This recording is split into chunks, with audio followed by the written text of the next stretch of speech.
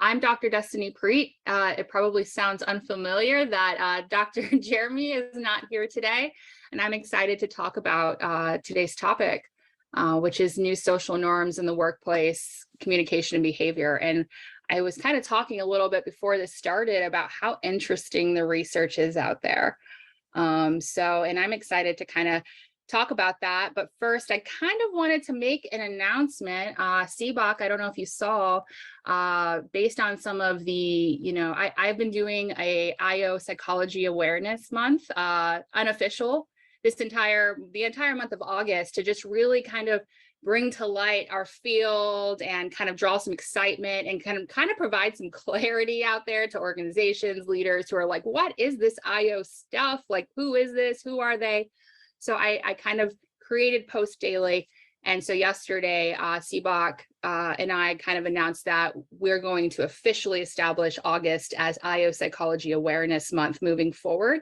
So look forward to next August. However, every week leading up until then, we plan on providing good content, opportunities to engage, and to really give everyone in the community an opportunity to come forward, engage, show up as experts and build community and support, and then maybe even lead into pathways of opportunity. So lots of excitement there.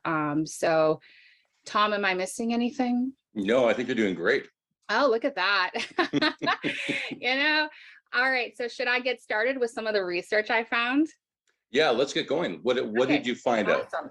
So when I typed in new social norms and workplace communication behavior, simple search into, research platforms, couple of titles came up, and I'm just going to share these titles with you all because I think these titles are going to spur some thoughts, maybe even some emotions and feelings about it. So several peer-reviewed articles about these topics. First one is, could you sit down, please? A qualitative analysis of employees' experiences of standing in normally seated workplace meetings. Interesting. The next one was exploring the effects of promoting political correctness in the workplace. Another one was cyber loafing in the workplace, mitigation tactics and their impact on individuals' behavior. And then the last one, well, there's two more. How a social network profile affects employers' impressions of the candidate, an application of norm evaluation, and workplace deviance in the virtual workplace. So I know when I read those titles, I was a little like, oh, I got a lot of feelings about a lot of this, because some of those topics can feel very controversial, particularly the political correctness one. So, and I can share some results of studies if people are interested. But one thing I did want to share before we move, because think about the way that the workforce has transformed, because we talk about working from home all the time. And, now people are standing behind their desk and things like that. But consider this idea that, there was a qualitative study done. 25 participants volunteered to stand in 3 separate seated meetings that they were already scheduled to attend. They were instructed to stand when and for however long they deemed appropriate, and gave semi-structured interviews after the meeting.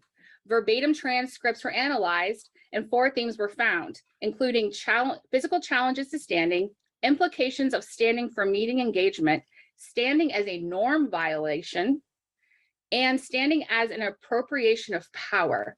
So many participants experienced psychological discomfort due to concern at being seen to be violating a strong perceived sitting norm, while standing when leading the meeting was felt to confer a sense of power and control. When not leading meeting, the participants felt uncomfortable at being misperceived to be challenging the authority of other attendees.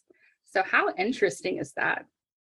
It's like it's really interesting, but all my thoughts go back to, well, yeah, of course, because it's, to me anyways, coming from the theater world, dealing with status. So, someone who's standing up has higher status, and I can understand why, when you're up leading the discussion, it's a great place to be.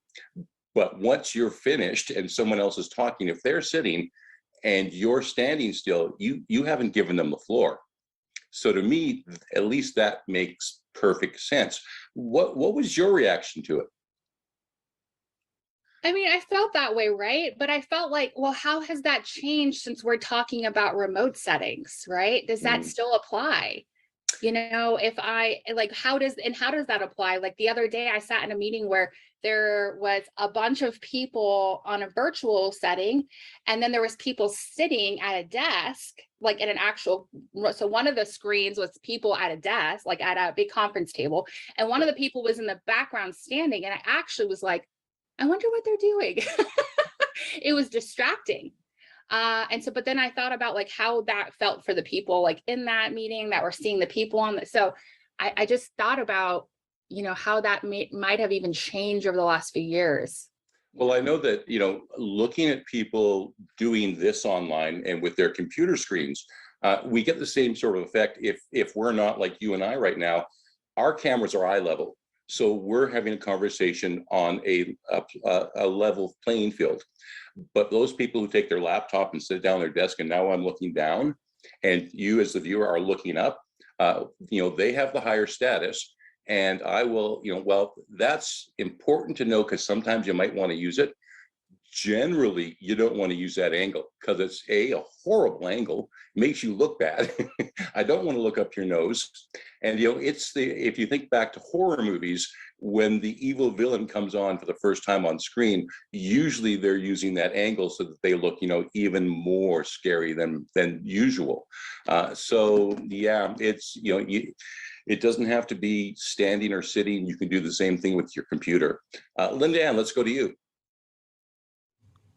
So when I see someone standing in a situation, whether it's in a meeting, some people stand, for whatever reason, and then there's a lot of people now that have their standing desks and it moves up and down with them, and I'm always my brain, for whatever, because of my background, goes to the physical comfort of the individual and the ergonomics of that, and people who have back problems and things like, and their compensation for it. So you don't know if they just spent the last 2 hours sitting at a desk and now they need to stand. So that's where my brain goes initially, not so much. However, when I do go into sitting at a conference table and so forth, I am very conscious of where I sit, who I sit next to, why I sit next to them, all of those things, because they all have implications.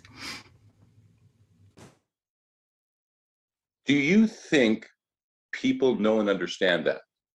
Like we could write a book about where you sit, how you sit, who you're sitting next to, where the power is. Do you think that generally people have that knowledge and information, or do you think it's a little bit of hidden knowledge that the majority of people don't know about? I think a lot of people don't know about it, but I think some people get educated. And when I would work with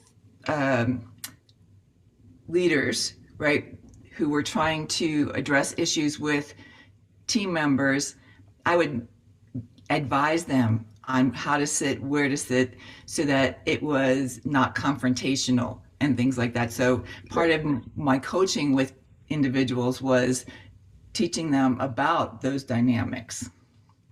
Yeah, it's great knowledge that I think everybody should have. Brendan, let's go to you. So this might be off topic, but I think it's in a similar vein, is that I've had, consulting gigs where they have the HR office close to the leadership wing. And it's actually been quite a problem because then people don't go to HR because then leadership sees that they're going to HR. And now what's the issue? So definitely touching on that same sort of dynamics of those types of things. Even the office location, if you're in a physical office, can lead to, better engagement or less engagement, simply because someone might be afraid to go talk to this person if they have to pass this person's office. And then it's like, what was that person talking to you about? So that's definitely something to think about as well. Yeah, until you mentioned that, thought never even crossed my mind. Linda, let's go back to you. So I think that's, Brendan, you're absolutely right. That can be a real issue, but it also depends on the culture, and I've always been really careful about how if I asked people to come to my office, that it was never the same kind of issues that was bringing them bringing them to my office, so that there was never this, oh, you're going to the principal's office kind of environment, you know. So it depends on how you, as an HR person, or if you're on site as a organizational development person, I think it depends on how you establish that relationship and that culture for the environment there. Well, let me go back to you, Dr. Destiny, because we're talking about norms. Is there a norm? Is there like a written guidebook of when you stand, when you sit? I think it's interesting you asked that. I think most people have felt a certain type of way in an environment that kind of dictates their own playbook, to be honest. And I know, like, Linda mentioned that she has maybe even advised clients. And then someone, I think, in the chat mentioned that there's definitely different cultural norms that tie into all of this too. And I know that for sure. My background is in the military, and so you don't stand in a meeting unless, like, you got to get out of there, because it can be very power play, depending. But and the same thing back to that whole idea of like where the offices are located, are they that is incredibly powerful for an organization, because you might be asking, why aren't employees coming? Why aren't people bringing things up? And it can be anything from sitting or standing in a meeting to where offices are located. So think about how much importance you should kind of give that, because maybe that's something that you've never thought, and maybe you can kind of correlate some events that might be happening or occurring.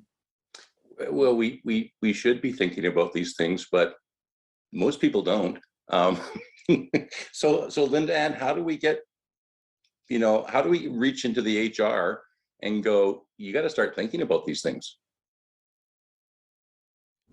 Well, before I start there, I was just going to mention, there are some organizations that are implementing Agile project management, Scrum, those kinds of things. And those are pretty much designate that you all stand during your meeting, so that there's not this comfort level, and it's a way of controlling the amount of time that the meeting takes and the focus of the meeting. So if you have team members that are used to doing that on a regular basis, that might really shift the comfort level within the organization about how people approach someone standing in a particular meeting.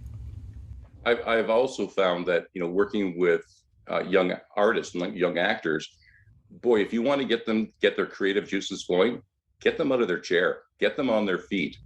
And it seems to, because maybe because the breath is easier when you're standing, maybe because on your feet you have to think quicker or something, but it just seems to work.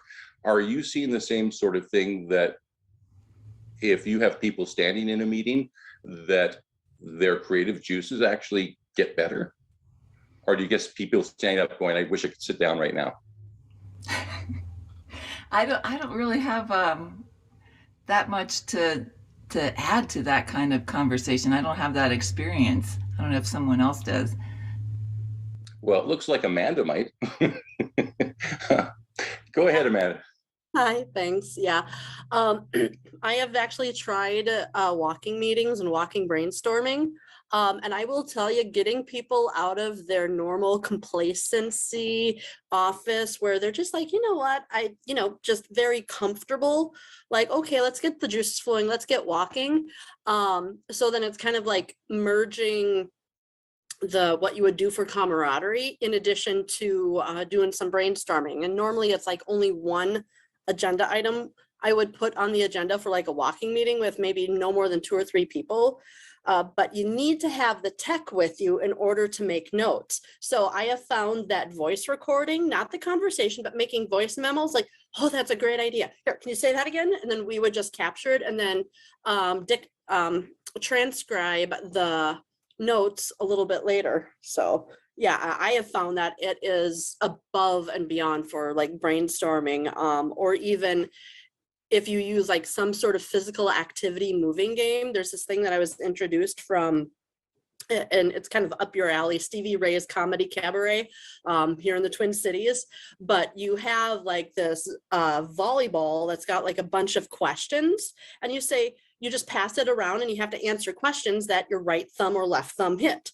And then it just like, it's just a way to get people's brains moving in order to be preparatory for that brainstorming. But physical activity or even just standing, I have found has been very helpful for the folks I work with. So let me ask you then, because, you know, to me anyways, it feels like we're in a phase where all of the old rules about how we worked, you know, before the pandemic, we can throw those all out now. You know, there are people who are still demanding that everybody come back to the office because I'm a manager, and if I can't see you, I can't manage you because I don't want to learn. But we now have a time in history where we can go, hey, there's more productive and better ways to work. So do we need to write a new book about these social norms, about how we want to do business? And do we want to point out things like, boy, if you want to have a meeting, get up and go for a walk?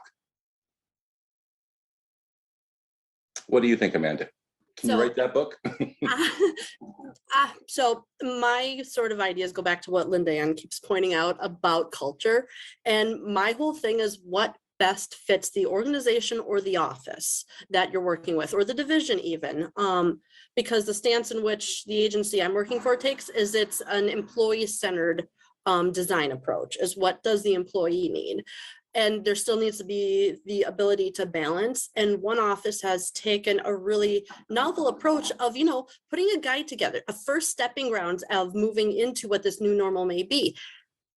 But in order to do it successfully, the director that did this just astonished me, and I keep giving him accolades about it, where he did a grassroots approach. Is he ended up interviewing his supervisors and managers, finding out what people want. He did a survey to find out what his entire office is wanting, and that was like an office of 100 folks. And he's finding a way to try to balancing everything, in addition to, you know, balancing what generation. So if we're talking about like individual difference impacts, boomers and some Gen Xers still prefer that face-to-face, because there is, I won't say discomfort with tech, but just not as much proficiency as maybe later Gen Xers or millennials, where they prefer the indirect communication. But that's not everybody. So in order to balance it both, it's requiring both sides to flex.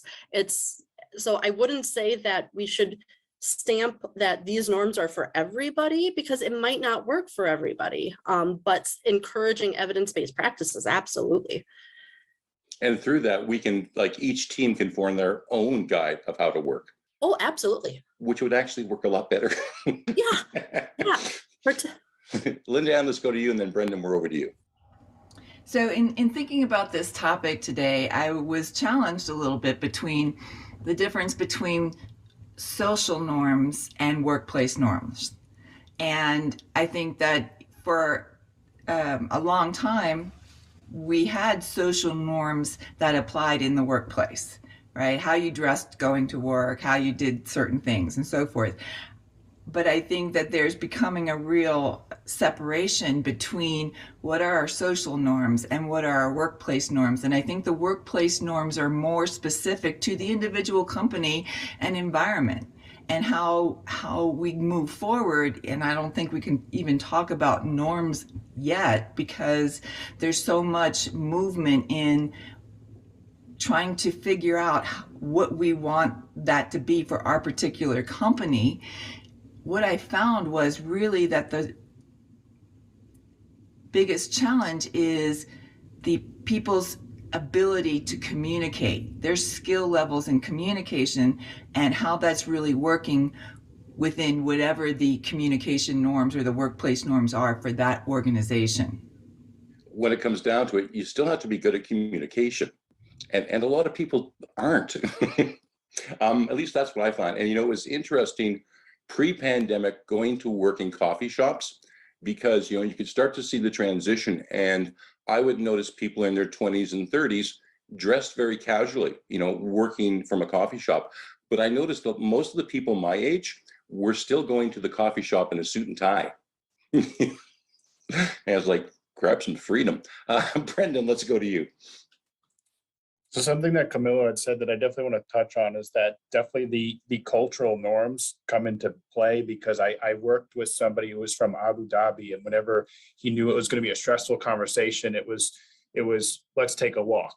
That was always how we started out, and it was always so helpful because it's like you're moving, so you're not sitting at a desk getting all fidgety and those types of things. You're out moving, so it helps to get that stress out. And then just touching on what Linda Ann said about, and Amanda said about, generational differences.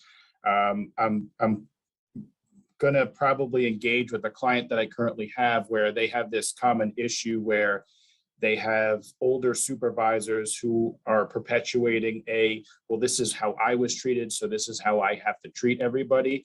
And your engagement is going to go through the floor and then some. So very important to break those norms and break those engagement. And the biggest thing we're going to do with that client is train them that that's not the way to do things. This is how you lose talent, and this is how you jack up your turnover rates. It's really interesting that you mentioned that building a new program for acting students. Myself and my colleagues, one of the things that we made a cornerstone of developing a new program was we weren't going to treat students the way we were treated, because we were treated horribly, and we knew that. And so I think you're absolutely right that business, especially, I hate to go back to the age thing, but people my age, we have to learn that just because we did it that way doesn't mean there's not a better way to do it. And people who are younger than us, they're really smart. Speaking of which, Camilo, let's go to you. Speaking of younger and smart, thank you. I do believe that there's a significant amount of flexibility and adaptability that needs to be considered whenever we establish norms and organizational cultures. I do think in the conversation that we had so far that we are mentioning things here and there about diversity and inclusion that requires what I consider the most important thing within our profession, which is help our clients identify their purpose, their really their values, not necessarily the how, but the what and the why, and be flexible about that. Be flexible and considerate about those norms, and that will become eventually culture. We need to be conscious and remind the client and the people within the organization to remember the factor of flexibility when it comes to establishing those cultural values. What is important for you might necessarily be the most important thing for this rest of the group, etc.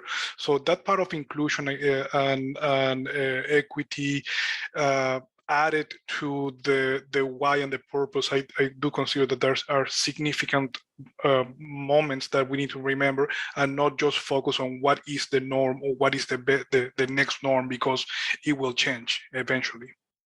Yeah, instead of how have we done it in the past, how are we going to do it now, especially with this diversity of people sitting together trying to communicate? Lee, let's go to you.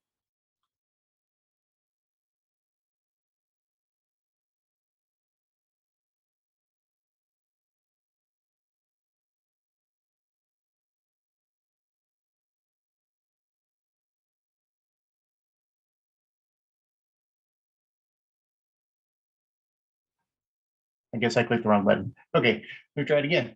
Talking about the generations and how things change. In the military we have norms are pretty standard, and they don't change very quickly until they're made to. And I know in the Navy we had there was an incident several years back where there was some stuff with some hazing and some sexual harassment and some other things that just blew up, and it kind of forced a culture change. And I can remember when I went through my chief initiation about I was right in that transition where, used to be there was this huge amount of hazing and mistreatment and all this kind of stuff. And it was, trial by fire and all that kind of stuff. And we were right in that turnover where they're like, they're preaching, oh, we can't do this anymore. And then, but you still have people doing it. And then, we each had a sponsor. And I remember going to my sponsor with the Navy's anti-hazing policy and saying, have you read this? Because I have. And let me point out some things that are going on. And it's not okay. And, the look on his face was priceless. In fact, there was like this blast radius on the wall behind him after I got through unloading. But we were forced. And there were a lot of people who were forced out because they couldn't make that change. They could not. And a lot of them were, this was done to me, therefore I shall do it to those behind me. And, like you said, you can't do that. So, it really is interesting to look at the difference between a voluntary and an enforced change.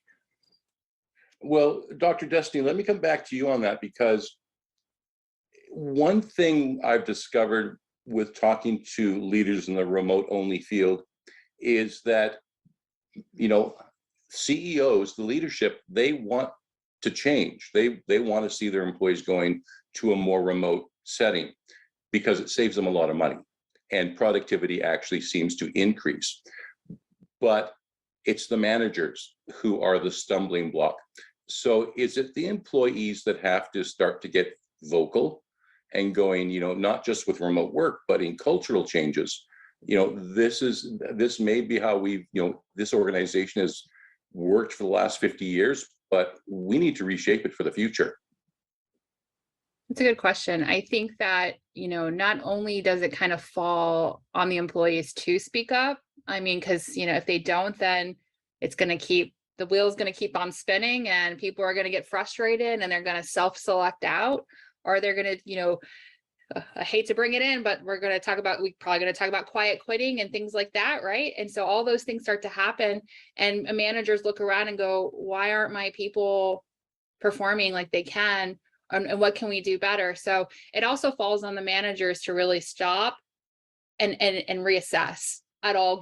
I think it's important to have that as part of your, I call it a battle rhythm, your iterative process, stopping, looking around, assessing and seeing. And part of that assessment process should be built in to a, ask your people, ask if it's working, ask them how they feel about things, be concerned about their psychological states or psychological safety, all of those things that keep popping up and all of these keywords, trending topics, but they're all important and relative to what's happening. So I think it falls, employees, managers, and all the in-betweens, and definitely at the top. If you want to know why, then maybe you start with asking and looking around.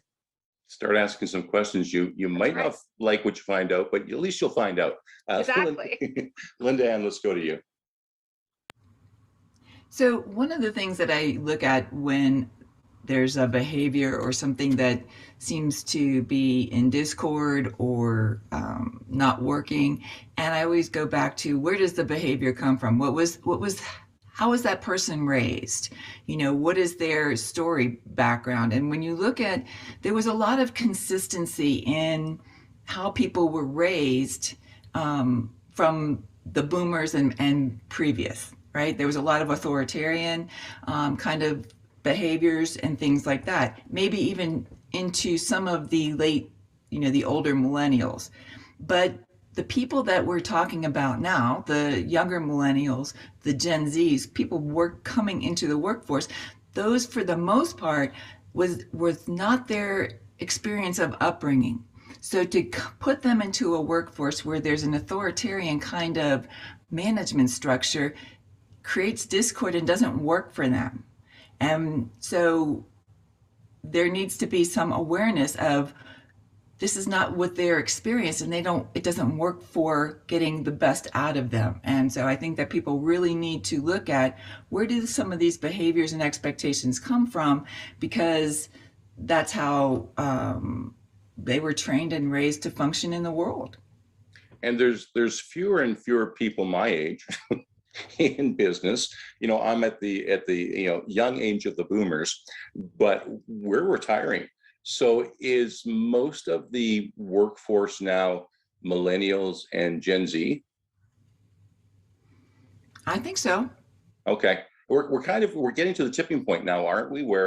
And because of that, aren't those millennials especially going to drive the way that work's done? Yeah, they're the people that are in the higher management positions now. Yeah. Speaking of which, let's go to Brendan. So I have an interesting question for both Dr. Destiny and Lee, because I've experienced this before where it breaks the norm of millennials and Gen Xers, is that when people come from the military, some of them might like that more authoritarian sort of approach because they're just become so used to that. So I would love to hear your take on that, because I even had an employee where I still don't understand where we screwed up in the interview process, because it was very much, hey, you're going to be responsible, you need to be independent. And then as soon as we got them on, if you did not tell them what to do, they didn't know what to do. So I would just love to hear your thoughts on that.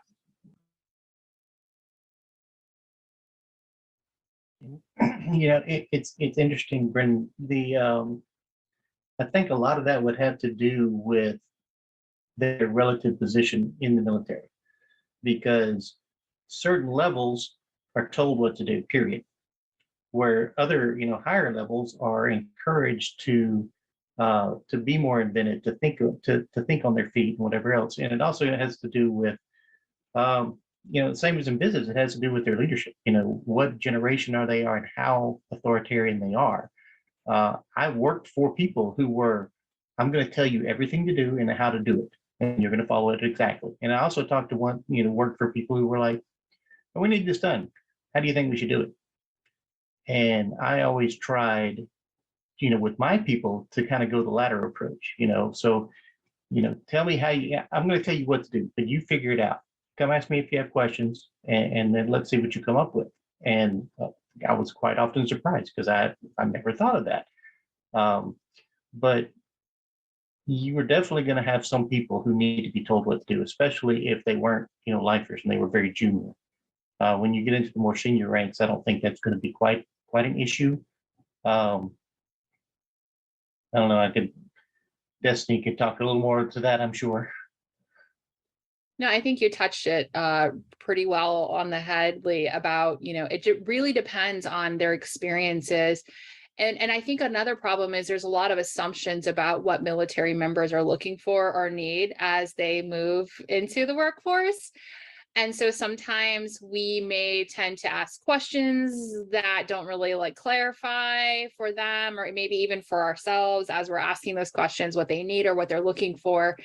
And sometimes, maybe in this case, even you said, I don't know where we went wrong. Maybe that is the assumption, is that you did something wrong, or you didn't, ask the right questions, but maybe it's just that person's, that's just how they are. That's how they've always been.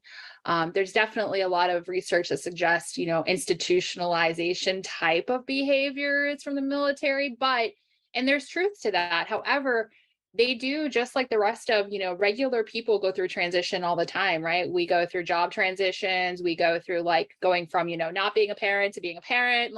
There's all these things that happen. And so sometimes we put a lot of emphasis on that transition in a way where we're like, well, we just associate everything that maybe is kind of going weirdly wrong or off course to that. So something to think through too. Maybe it's just the way that person learns, or maybe they're not being, engaged. So it's just some food for thought. But yes, Lee touched on it. And I'm not sure if Camilio wanted to speak up, but I saw his hand raised, and I think he's got some background in the same area. But yeah, hopefully that kind of lends to some food for thought.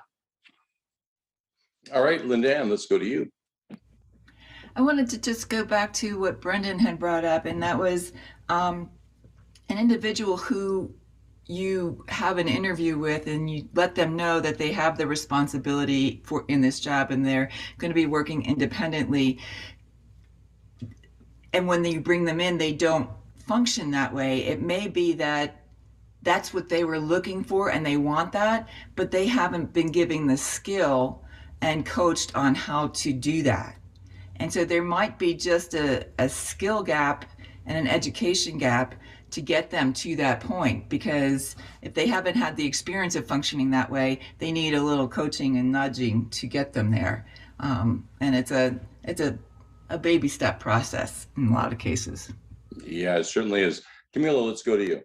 I will add to that a component of assumptions and lack of context. There's a lot of, like we heard before, miscommunication when it comes to translating what is being military on the perspective of the civilian that never experienced a military complexity. So probably the instruction component of where did we fail? What do you think you fail? What type of communication was given? What type of expectation was a person who said you will have more responsibilities? How did that phrase translate to the person with a previous military experience? What is responsibilities mean for me as the recipient of that component? So there's a lot of assumptions there when it comes to the translation from the civilian to military lingo and the expected behaviors. I think there is a lot of, like Linda Ann was mentioning earlier, coaching, education, and better communication is asking those questions of, okay, I expect this type of behavior, you're going to have more responsibilities. More responsibilities means, or these are examples of some of these responsibilities that you might have.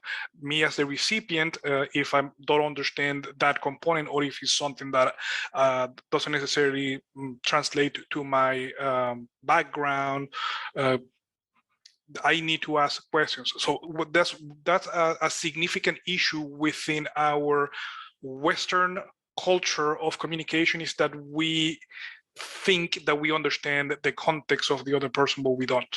And we are afraid of asking questions to clarify, because we might seem or be perceived as insecure, not knowing, et cetera, et cetera. So I do believe that there's a big gap when it comes to assumptions in communications in that part. Yeah, I think you're absolutely right. But Dr. Destiny, let me come back to you, because I'm now going to push the conversation into that area, because if we're talking, people are different, and we want to establish some norms, but political correctness, I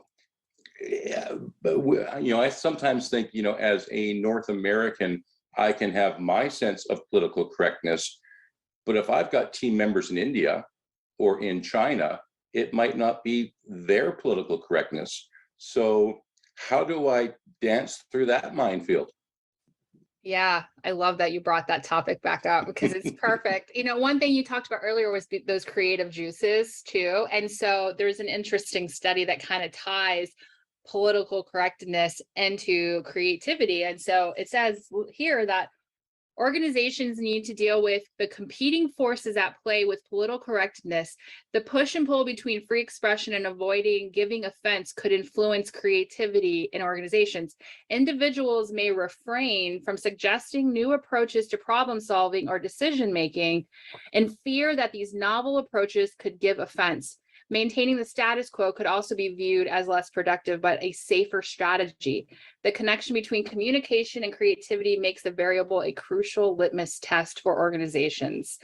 And it says that in most cases, when people think of political correctness in the workplace, they think of organizational policies dealing with race and sex. And so just interesting to consider this. And you mentioned the same thing with cultural challenges, very, very relevant to what we are experiencing in the workplace right now, very relevant to what's going on in the media. So, and for somebody like myself, once again, my background's military, we bring everyone together from all the places, and we actually get like cultural awareness training. I know that seems silly and sometimes counterproductive, but it's actually a really good way to like talk and to have conversations and to source sometimes those really uncomfortable places about those policies and things and, norms. So that might be some sort of way to translate into organizations. Is there some sort of like awareness or discussion points or education or something like that? So, yeah. Well, I know that, just one example, I've coached a lot of executives about making great eye contact because people don't do it well. Most people don't make eye contact well. But now, I've dealt with executives who have come to North America from an Asian country where perhaps, making eye contact means something totally different, and can be seen as aggressive. I know with a number of indigenous cultures here in North America, they're the same way, where they don't want strong eye contact. It's, once again, way too aggressive. So is it imperative now that I understand those different cultures and I relate to them in the way that they want to be related to? You're shaking your head. Yes, I'm on the right track. Yeah. I think like we all have ownership, right? And how we interact with the world. And why not be better at trying to, like, if we want to, like, it's always a what's in it for me, right? What's in it for me? I want to get my message across. So in order for me to get my message across, the best way I can do that is to understand my audience and to understand what they may need from me in order to hear me. And if you don't do that, then you're just going to fight the force. And it's the same. It translates into organizations. It translates into communication tactics. It translates into coaching, and on and on and on. So definitely, why not be more aware and more, and think about it before you approach a conversation or a suggestion or a recommendation to someone. So I think you're an acting teacher. Amanda, let's go to you. So some of this is just resonating with some of my past experience. When I was an undergrad trying to find my way, as all IOs, as we've been talking about, where do I want to go? Generalist, specialist, etc. But there was this one very large multinational corporation that is within the L&D area that their organizational psychologists travel worldwide to meet the needs of their clients. And when they are having someone that's traveling to another place or that's going to be that representative, that company ended up doing cultural immersion training through experiential learning. So they'd be sending that individual to that culture for the purposes of absorbing it and doing that platinum rule of learning the norms, the mores, etc., that is necessary to work effectively with those individuals. Because as Linda Ann ended up saying in the chat, that platinum rule is much more effective versus the golden rule, because as we want to be treated is not how someone else wants to be treated. So by meeting the person where they're at, you're getting more buy-in to get their participation in whatever it is that you're trying to provide as a service. And it's one thing that we've started talking about just related to D&I is that what can we start doing more experiential we've got places that are around the cities here where there are cultural events. There was just an Irish thing that happened recently, and I'm sure a lot of these events happen in other states. But then there's also Globetown markets where you go there and you're exposed to a bunch of different sorts of food and a bunch of sorts of different cultures. So because our children are growing up in a way different ethnically diverse world than what it was that even I grew up in. So I'm trying to do my part to expose him to these. So he doesn't have the standard mindset that we may have grown up with, because the world he's growing up with is completely different. Yeah, totally 100%. I mean, I sometimes remind my daughters that I was alive before the internet, and they can't imagine what life was like. Lee, let's go to you. I mean, one of the first thing you have to do when you're going to deal with a minefield is recognizing there's a minefield, right? So, I found one of the most effective ways in dealing with people from other cultures is simply to ask them. During my time in the Navy, I served with people from all kinds of places around the world, and just in different places in the U.S. that were very different from the way that I was raised. And so if there was a question, I would just, genuine curiosity. So tell me about it. How would your culture deal with this particular situation? Well, you seem like that kind of bothered you. what would you have done differently? What did I miss? I want to learn from you to communicate better with you so we can work better together. And, I had the first time that I crossed some cultural thing, and it was like, I was like, whoa, I missed something, and so I started making it a pointed effort to learn about people and the differences. And it's astounding. You're like, oh yeah, that's a norm for me, but it's taboo for you. So, okay, well, we need to both understand where we are so that we can meet somewhere in between there, so that you know that I'm not trying to offend you, and I know a way to try not to offend you. And I found that that's pretty effective, and it's just fascinating. I mean, other cultures are fascinating. Give me somebody different. I know all about Western culture. I want to learn something different. But Dr. Destiny, let me bring it back to you, because what Lee's talking about is asking good questions, which is really hard for some people to do. But how do we ask good questions? How do we go to those places where we might be kicking the hornet's nest here if we're asking somebody else about their culture? They may feel intimidated. They may, but why are you asking me? I'm in North America. I don't want to talk about my culture. How does someone bridge that gap? I think it's important first and foremost to, come at any kind of, once again, engagement with curiosity. If you always have curiosity, you're always going to be more open-minded. You're even going to be able to kind of tap into that inner coach that you may have. If you don't really have great coaching skills, there's a lot of really good books and ways to kind of, get used to those questions. Because really coaching questions are about, not only are they geared towards curiosity, but they empower people to want to answer you, and not only want to answer you, but they empower them to, because when you ask a coaching question, you open. So think of it as an opening. And now what do people naturally want to do? They want to close that. And so they close it usually with solution-based, forward-focused, because they want to put the accountability back to you.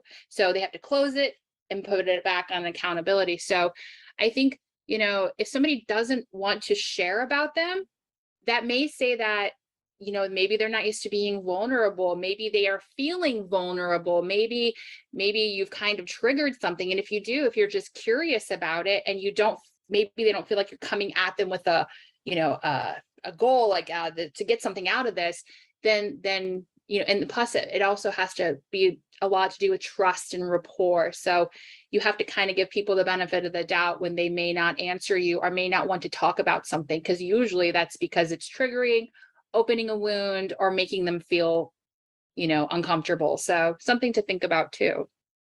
Well, I've learned now this year that if I want to talk to an Indigenous elder,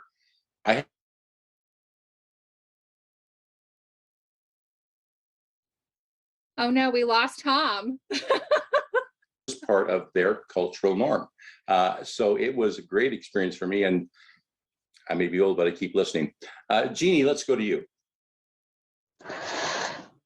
Well, I think some of it also is what Lee has already stated, and Dr. Destiny as well, but it's opening it up with maybe an apology and saying, forgive my ignorance, or trying to understand, I'm sorry if I cause offense, or just an opening line of, I really don't know your culture, but I want to learn. And so those communication skills just at the very beginning is incredibly important. Don't just go in asking questions and barricading yourself in, but it's more about just help me to learn, help me to understand. What is this? What is that? And not just firing questions, but genuinely being authentic and genuine in asking those questions. And, as far as that goes. Does it come down to establishing trust? I mean, if you really want to get into a deep conversation with someone, do we need to establish that trust factor first? Absolutely. Because that rapport, that trust is what is going to build on that relationship, and that relationship just deepens as you go through. So Dr. Destiny, let's go back to all those research articles that you actually looked at. Are we on track with what you've seen? Because we not only seem to have a lot of questions, but we've got some really good answers. Are there good answers out there for us, or is it still people just asking the question? I think once again, I mean, I feel like maybe it's a generational difference. You talked about that a lot. Maybe it's, you know, a lot of things. Maybe it's, you know, more focus and emphasis on, you know, DEI, you know, diversity, equity, inclusion, and all of these things kind of coming together. But I think people are just more open to discussion and to, you know, providing, you know, solutions and making recommendations. And so I think that is why in the research, even it was a little bit like, wow, these are kind of controversial. I feel like if I would have researched this topic 5 years ago, you're going to be talking about a whole lot of different things, you know, but like, look where we are now. We're kind of opening this wound that's been like kind of just, you know, festering for a while that people just weren't comfortable enough talking about. But with all these like societal movements towards and shift towards and pendulum swings towards, I think people are just more open to having these open dialogues, and those who are not are feeling it, right? They're like, it's uncomfortable, and why are people asking me? And you asked something a minute ago about trust, and do you have to have trust to have conversations? I think not necessarily. I feel like the conversations can be the foundation to the trust. So, you know, it doesn't always have to be like this way or that way. It's simply just, you know, thinking about things from a different perspective. It seems pretty simple, like, oh yeah, maybe I should just do that. But we don't always do that because we have a lot of biases. There's even, you know, interesting stuff about political correctness. When we go back and implicit bias, look at, you know, for instance, implicit bias training was designed to address inadvertent behaviors and microaggressions that could give offense in the workplace. And these have been implemented by major corporations such as Coca-Cola. We remember some of that stuff, Facebook, Google. So think about that. Think about the way that the world has changed, and then people demanding responses because dialogue has been, and narrative has been started. So I think we're, you know, it's kind of an exciting place, I think, to be right now in organizational behavior and talking about this, because we're at a great turning point right now. So that's just my 2 cents on it, though. I agree. It's a great turning point, but there's a lot of fear out there.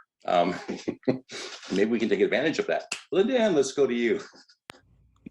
So I just had a couple of things that, you know, based on the comment about trust and so forth, for some organizations, it takes a while. Trust is a thing that's has a time factor attached to it, and it's not something that you can readily establish in a conversation or two. It takes a little bit of more time. The other thing that I wanted to comment on was, you know, when I was making some notes about today's conversation and the topic of new social norms in the workplace, and my thought was, are we really there yet? Because norms are a generally accepted behavior, and I don't know that we have generally accepted behaviors for our communications or even how we interact in how we're doing work. You know, so I think we're in the process, the middle of trying to figure them out. I don't think we have real norms yet. How long do you think it'll take us? Are we going to be here? Concrete answers, you know. I'm not sure in 5 or 10 years I'm not still going to be asking the same question, but maybe after 5 and 10 years we'll have a little bit more, you know, knowledge behind us. Dr. Destiny, we're almost out of time. We got about 5 minutes left. Once again, any other stuff from the research that you were doing that, you know, we can squeeze in the next couple of minutes? Maybe, because I think this one is really important, and I maybe this will give people a lasting thought. So there has been studies, and I'm sure you all know it, maybe you have personally felt it, about your social networking sites and social networking profiles having an impact on organizational decision-making processes. For example, a national survey of 2,300 hiring managers and human resource professionals found that 70% of employers had used social network sites to screen job applicants, and 38% of employers had rejected a candidate because their post showed evidence of alcohol consumption or drug use. And so there was actually like a study done that talked about, they did a study that rated perceptions of hiring managers on social network sites, and people that had more family oriented posts and more family like pictures were rated in a very different fashion than those who had any, not even one alcohol related post or picture.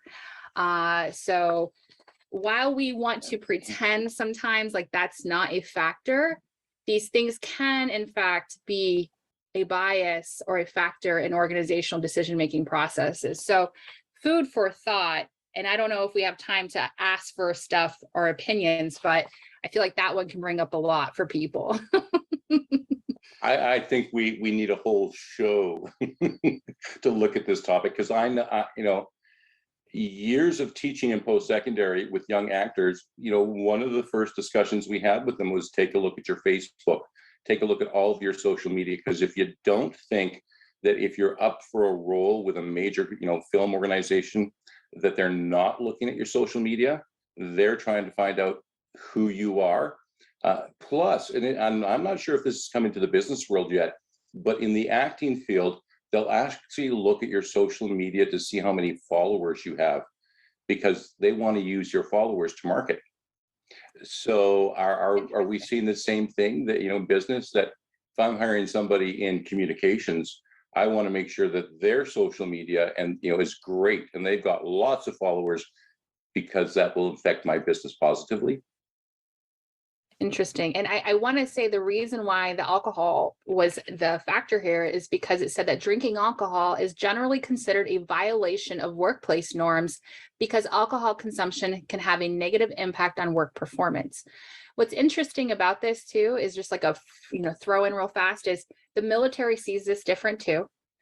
And so do certain organizations. I have been in organizations where if I don't have a beer in hand at a social event, then people have a lot of assumptions about me.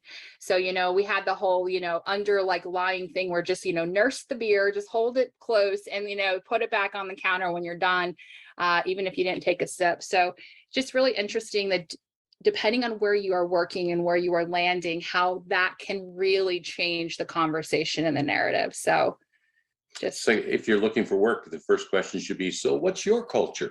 Exactly. Definitely an interview process. Yes. Well, thank you very much, Dr. Destiny. It's been a great hour, great topic once again today, and thank you very much for that research. It has spurned a lot of conversation today, and I think, you know, as Linda Ann says, we're still figuring this out. We haven't come up to any norms yet. Maybe there's a few that we could talk about that we're kind of starting to establish, but it's going to take a while. And let me ask you this last question. Do you think IOs are ideally situated to start answering some of these questions, or at least do the research?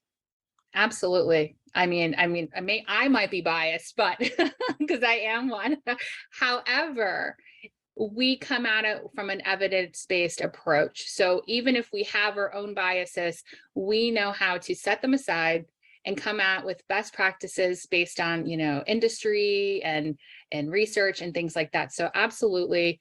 And why not add a little bit of different flavor than maybe you're used to by adding an IO into your, you know, workforce. So. Well, it's definitely a time for growth, which is great, because, and, you know, the knowledge and information that HR and IO and recruiters have really needs to be shared, because, you know, someone like me who's none of those is learning a lot. And will help me as I move forward as an entrepreneur. So thank you very much, everyone, for joining us once again today. We will be back in 1 week's time, and next week we'll be looking at giving effective feedback. I think we're all pretty good at that. We've seemed to have done pretty well today, but hopefully we've got some advice. Jeremy, I think will be back with us next week, Dr. Destiny? Yes, he will. All right, you'll get a better photo next time. All right, thank you much, everyone, for joining us. And once again, we'll see you in 1 week's time.